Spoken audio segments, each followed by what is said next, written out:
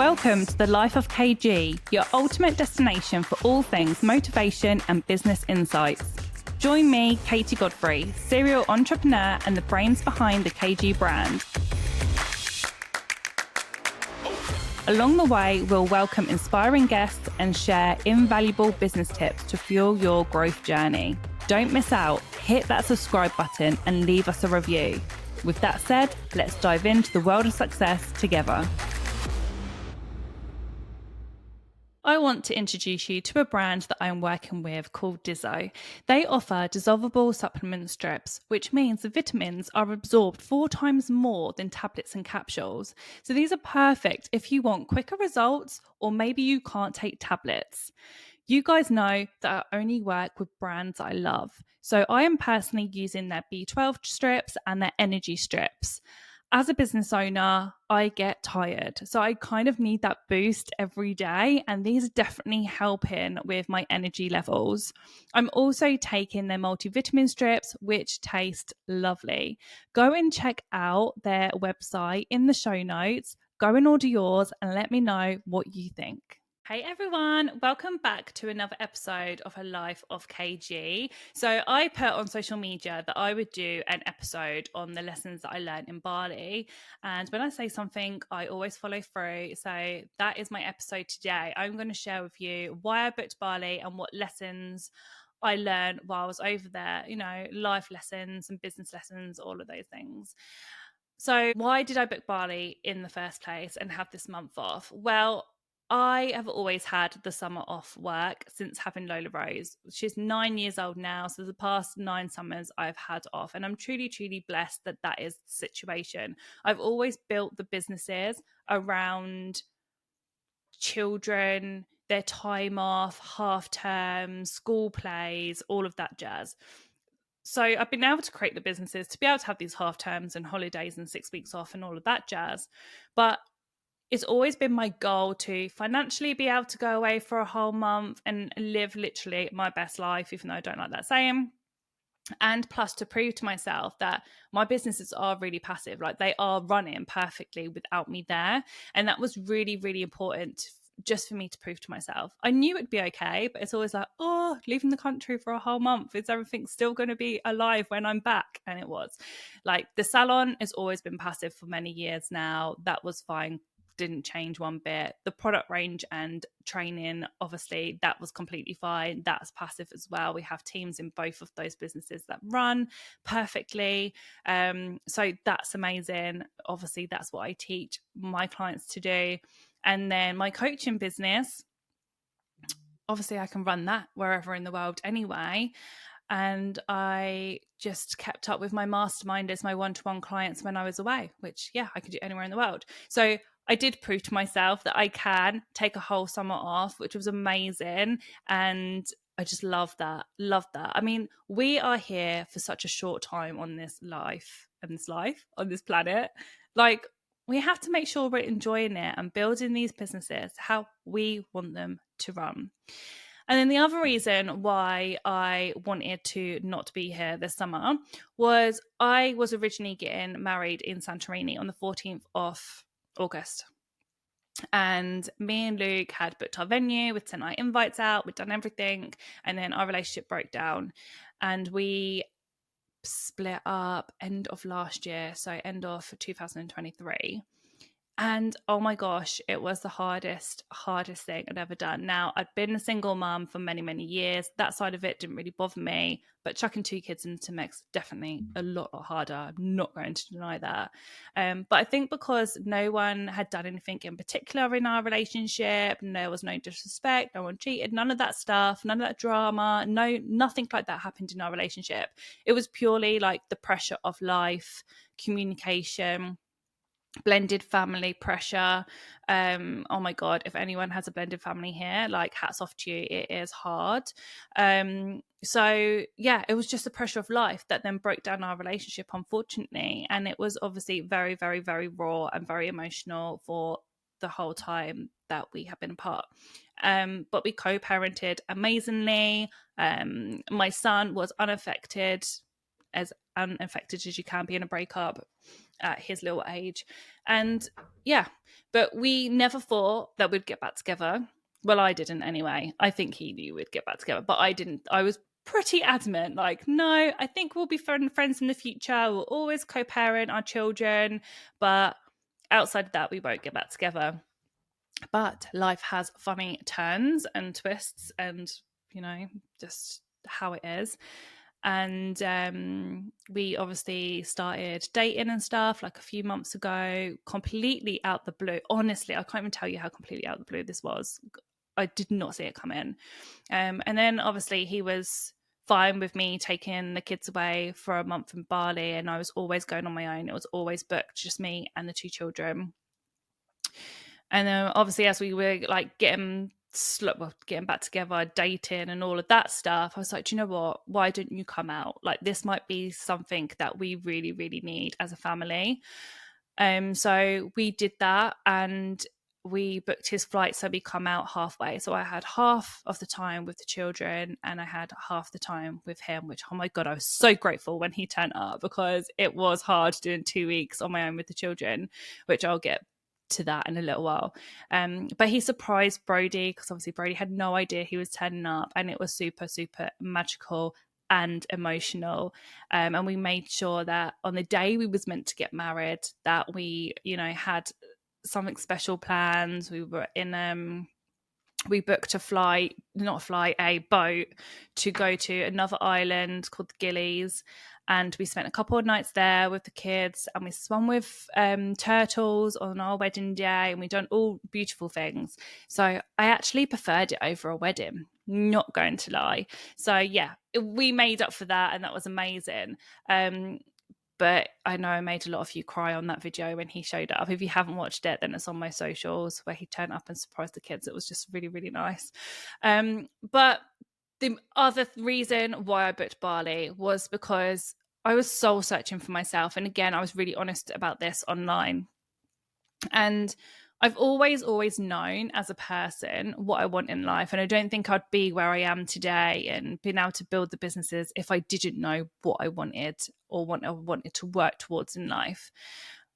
But I feel in the last few years, where I've achieved so much and where the companies have grown to now that next level, I kind of lost what I was wanting or what I was working towards. And there was loads of trauma with different things involved. But I think day to day, I narrowed it down to the day to day. I obviously coach and help my clients, and that's my passion, helping other people and helping them reach their goals. How can they implement things to reach what they want in their lives? That my day to day has become consumed with that, and me wanting to push them so much to make sure that they are hitting what they want to hit, that then if anyone asks me, what do you want in a year's time? Let's do goal setting for you, Kate. I'd be like, oh, let's not, shall we? And yeah, I just couldn't tell you where I wanted to be in a year or 5 years. And I think that's hard to do that anyway, but I was really had no idea. I felt like I'd built the businesses to where I wanted them to be. I have the income that I wanted. I have the family.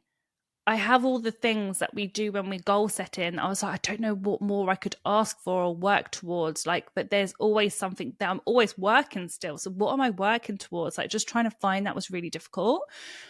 And I thought, unless I'm putting down materialistic things, which is great, but it's definitely not my driver personally. That's where I was kind of lost. What do I want next? And for me, my driver is freedom, happiness, and helping others. And that's definitely what this journey of Bali was, to find out all these things. So, yeah. So what did I actually learn in Bali? There were so many lessons that I learned. So I'm going to break it down for you. But traveling with kids. Now, whenever I've traveled with my children, I always get so many parents message me being like, I don't know how you do that. Like, I'm too scared to do that. Your children have seen the world. Like, how? Like, everyone's really intrigued about it. But I feel that there's always this wish that they could do it too, on some people, especially the single parents. Now, traveling alone with children isn't easy, but if you're super organized, you have a routine, you take everything but the kitchen sink with you, it can definitely be done. And I must admit, like, me and Lola, because obviously Brody is only nearly 2, so he hasn't been on the planet as long as Lola has. But with Lola, I've literally traveled the world with her. We have been so many different places. But for some reason, booking Bali for me was so scary. I think it's because it literally is the other side of the world. We had to do 24 hours on a plane, like obviously across 2 flights. It was just so far away from home that it definitely was scary. Like, it was the one time I booked somewhere and was like, oh God, I'm actually scared, like, to do this flight or to be across the other side of the world on a different time zone with my 2 kids, one being a baby. But if I didn't let go of that fear and I let it stop me going, my children would never have experienced the things that they did. So if you are scared of traveling on your own with your children, I completely get it. Like, completely get it. But honestly, like, book that flight, like, do it, like, go somewhere close first. It's not as much as a long flight, and go out your comfort zone a little bit. And when you are on your own with children, everyone's so supportive, like, all the time. Like, when you're in airports, like, they're really supportive. They can see you're on your own with kids. When you go to like hotels and stuff, they're really supportive. So it's normally okay. The only thing is with Bali is we went to somewhere for 2 weeks called Ubud, and in Ubud, it is really hard to get around. Like, everyone was like, everyone's on scooters, like, the traffic's really bad, so you don't really get a car. Well, obviously I can't go on a scooter with 2 children. Like, we got asked plenty of times. I was like, there is no way I am risking that. Oh my God, Luke would never forgive me if anything happened. Like, not a chance. And so obviously we got cars everywhere. But even if we wanted to go for a walk at night time or go down to like the main like street where everyone is, it wasn't like, there wasn't pathways. There was like, because it's a really poor country, and the roads aren't even like made right. Like, I don't even know how to describe it, but it's not like a straight road. There's like dips, there's like pavements coming up. It's like stuff you see on movies. Like, honestly, you couldn't walk with the pram. So I had to really like pump up my mind when I was like, okay, kids, we're going out. We're leaving the room, we're going out, because it was so hard with a baby. If I thought about it, I should have brought the baby carriers, but it's just a bit too big for that now. I would have broke my back. So it was really hard. And when I did take the pram out, like, to go in every shop, it's not like just turn into the shop. There's like 2 or 3 big steps to get into the shop. So I'm constantly like picking up the buggy and then putting it in the shop. And oh my God, I felt like I'd done a full body workout every single day when I was there. It was really difficult. So if I had someone to help me there, that would have been really good. But we done it. But if I let all these little things stop me, which is what the lesson is here, we wouldn't have had the most amazing time. Because as much as it feels difficult traveling around with the baby, we did not let it stop us. Honestly, we still done everything that was on our list. Even if people are like, don't really know if you should take a child there, still took him. Like, they literally have come everywhere, and they had the best time. Like, we rode elephants, we got really close up to other animals, we done some with the turtles, we've seen so much culture and like different shows that were really like Bali, like in their own way. That didn't even make sense, but they were like really just very cultural. And like being in nature, like Ubud, the first part that we were at is all forests. Like, it's not really beach vibes, it's forest. The kids wouldn't have seen that and had that experience. So yeah, that was really good. The second lesson that I learned is everyone was really happy. And I think it's really sad that actually stood out to me quite a lot, that just They were so grateful for everything, and everything's really minimal in life there, yet they're happy. Like, what was really eye-opening was just, I'd say it was the gratitude. They were so grateful for everything. So over there, I'd make sure that we had a driver every day to be able to get us from A to B. And I'd have the same driver for the whole day because it was just easier. I could just WhatsApp them when we needed picking up and all of that stuff.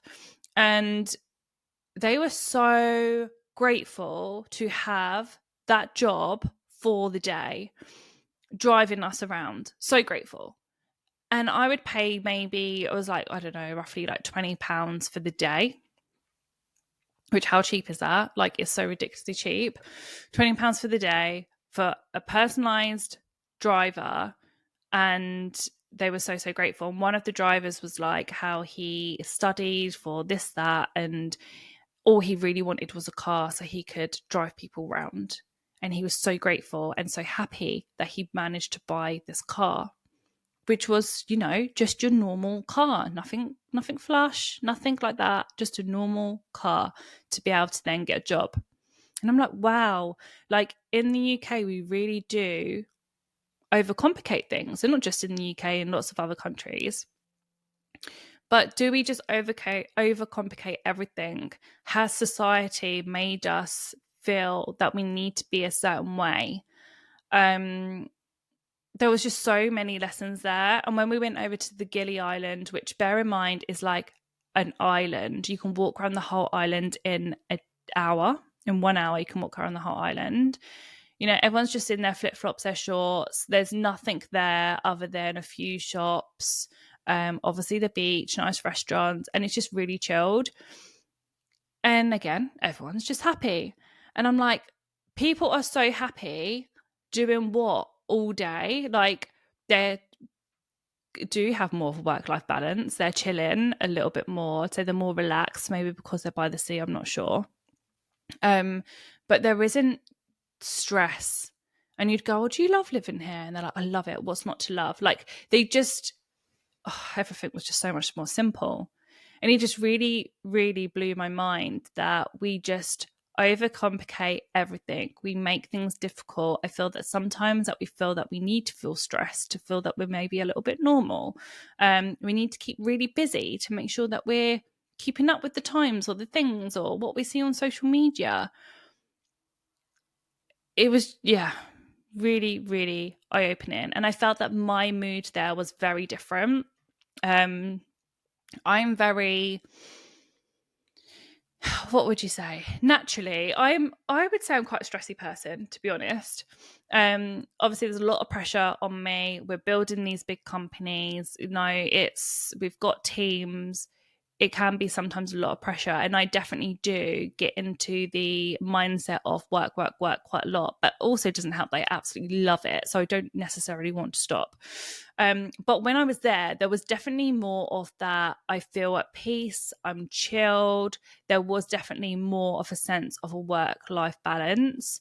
Maybe it was the help of the time zone and stuff that helped with that. But I definitely was like, I'm with my children at this time, and then I might check my emails or do whatever at another time. But there was definitely more a feel of peace there, which I really liked. My other lesson was, when you do have children, like, it's not the fancy things that they want. Yeah, okay, they're nice to have. They're your nice to haves, definitely. But the children want you and your time. And again, as a very, very busy person, as an entrepreneur, a serial entrepreneur, I've always spent a lot of time with my children, always. You know, I do the school runs, I will pick them up. They'll always be with me on school holidays and all of that stuff. But I'm also very like work-minded. And ultimately, they are happiest when they are just with me and we're just present with each other with no interruptions. And yes, we did incredible things, and I hope they remember those things forever, you know, memories that you'll just always have. But ultimately, they just loved having me without sharing me with the rest of the world. And having that quality time was amazing for all of us. Now, I always say, you might have heard me say it before, if you're a coaching client of mine, you definitely would have heard me say it, is try not to mix your work and your children together. Or if you don't have children, just your work and your family together. You know, that multitasking. Now, again, because I'm writing this at the moment in my book, like when it comes to multitasking, it's not really a thing. Like you can't physically do two things at once. There will always be one thing that has more focus than the other thing. And when we're trying to juggle our work and our children, that's the same, which is why we then become snappy with them or snappy with teams, because we're trying to look after the kids when they're calling us, or vice versa. Like, so I've always done, when I'm with my children, I'm with my children, and when I'm with at my work or when I'm doing work, then that has then all of my energy. And it's just proved how important that was. So if you are trying to multitask right now, please don't. Try and set your time aside for family, try and then set your time aside for work, and try not to let it cross over if you can. I know obviously the odd time that's really difficult to do, but try not to. Just for example, like when I pick up the children at 3:30 every day, I then know there will be no work until they go to bed if I then want to start working again. On my team know that they can't contact me after them because it's too much, like trying to sort dinners and baths and be with them and homeworks when you're also trying to still finish up what you're trying to finish up with work. So try not to multitask. And if you do have children, just remember they just want your time. That's all they want.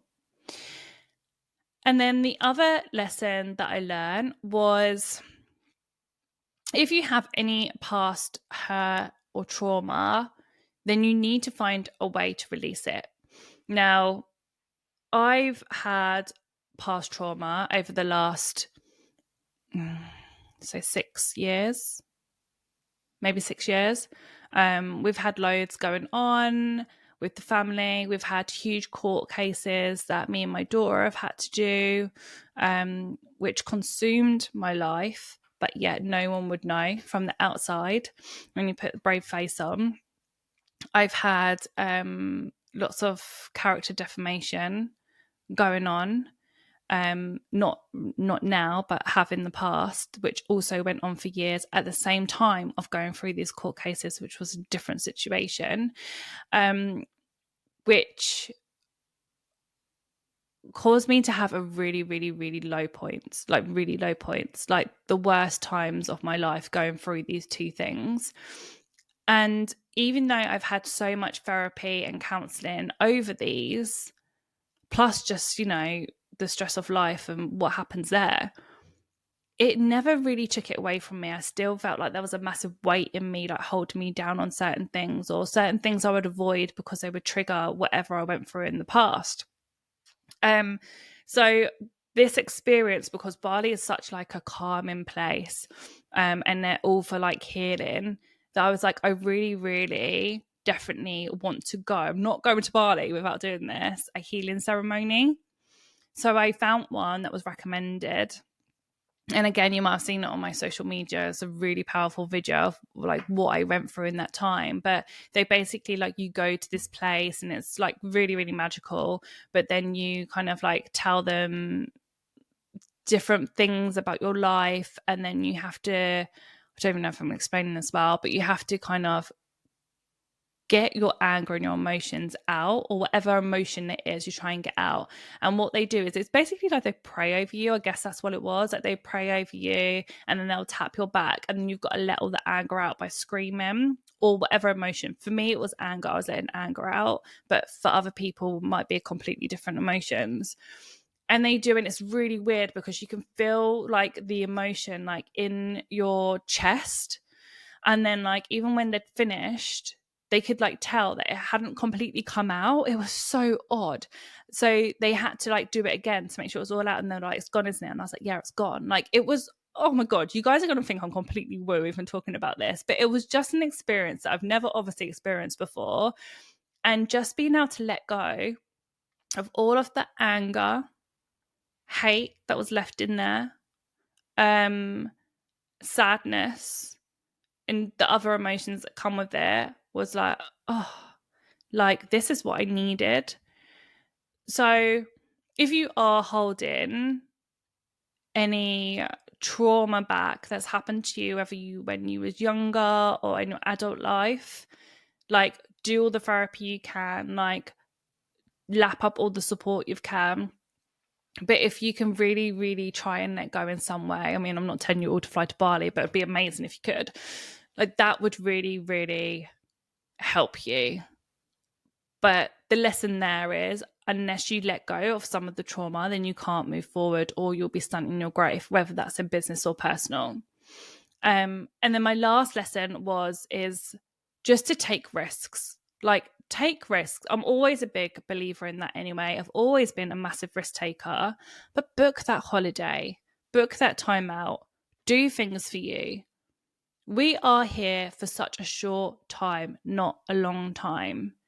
You don't want to be older and be like, I wish I'd done this, or I wish I'd done that, or if I didn't stay in this job, I could have done this, or if I let that business go sooner, then maybe I could have done this.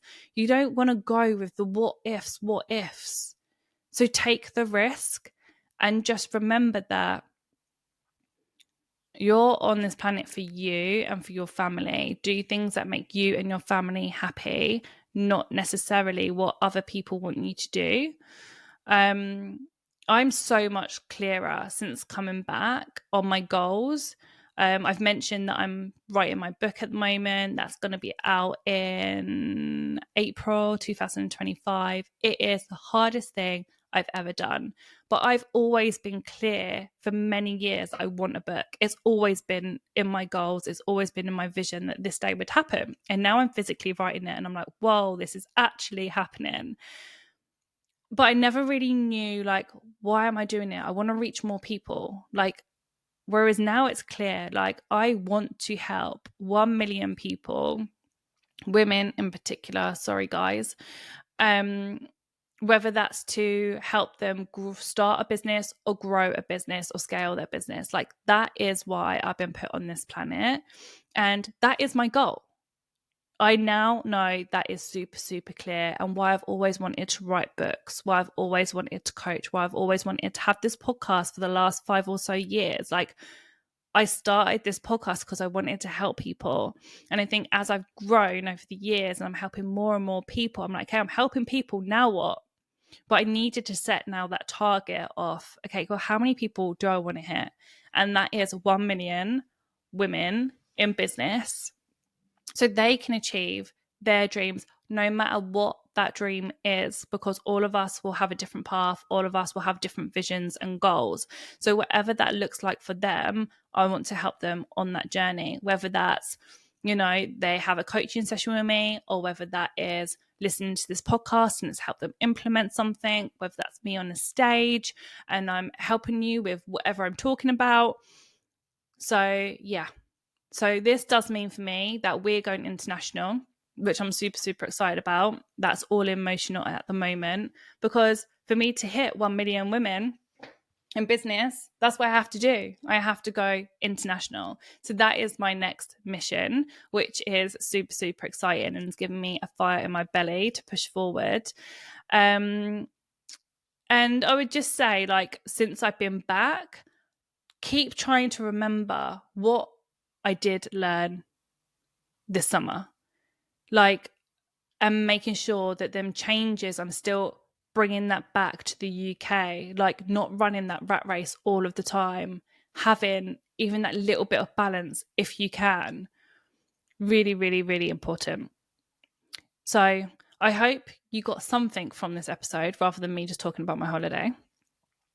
I would love to know if anyone has gone through any past trauma or you want to talk about it, then please reach out. Obviously, I didn't go into detail what my things were because generally the whole reason is I'm not allowed.